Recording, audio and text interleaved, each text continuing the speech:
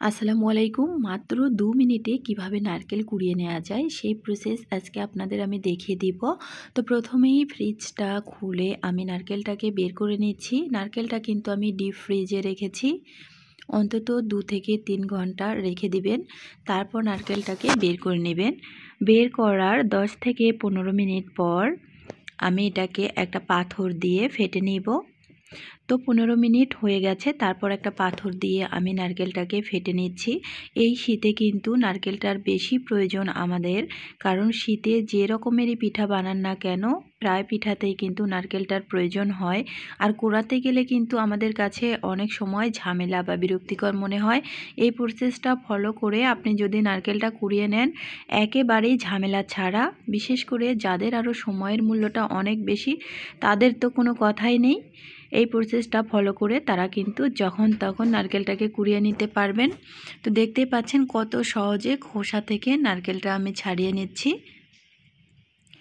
একেবারেই কিন্তু ঝামেলা ছাড়া উঠিয়ে আসছে খোসা থেকে একেবারে সহজভাবে।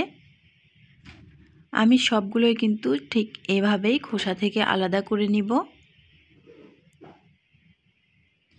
দেখতেই পাচ্ছেন একেবারেই সুন্দরভাবে খোসা থেকে ছাড়িয়ে এসেছে।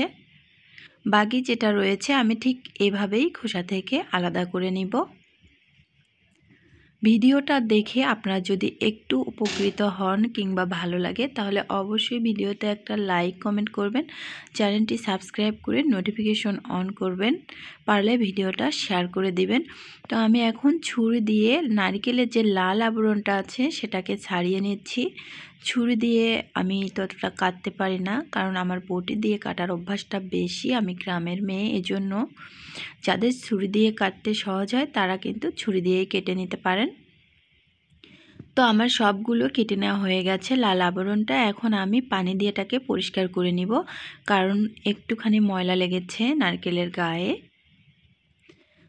তো আমি কিন্তু পরিষ্কার করে নিয়েছি। পরিষ্কার করে নেওয়া প্রায় হয়ে গেছে। এখন আমি সবগুলোকে পানি থেকে উঠিয়ে নিব। একেবারেই কিন্তু সহজ, যখন তখন আপনি এভাবে কুড়িয়ে নিতে পারবেন। তো এখন আমি বটি দিয়ে ছোট ছোট করে এটাকে কেটে নিব। আর যাদের কাছে ভ্যালেন্ডার আছে তাদের তো কোনো কথাই নেই, তারা শুধু ভ্যালেন্ডার দিলেই কিন্তু কোরানোটা হয়ে যাবে। আবার আপনি চাইলে কিন্তু গ্রেটার দিয়েও এটাকে গ্রেট করে নিতে পারেন।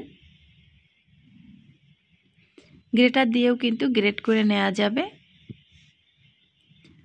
তো ভিডিওটা ভালো লাগলে কিন্তু অবশ্যই ভিডিওতে একটা লাইক কমেন্ট করবেন, ভিডিওটা শেয়ার করে দিবেন। এতক্ষণ ভিডিওটা দেখার জন্য অনেক অনেক ধন্যবাদ। ভালো থাকবেন সবাই। আসসালামু আলাইকুম।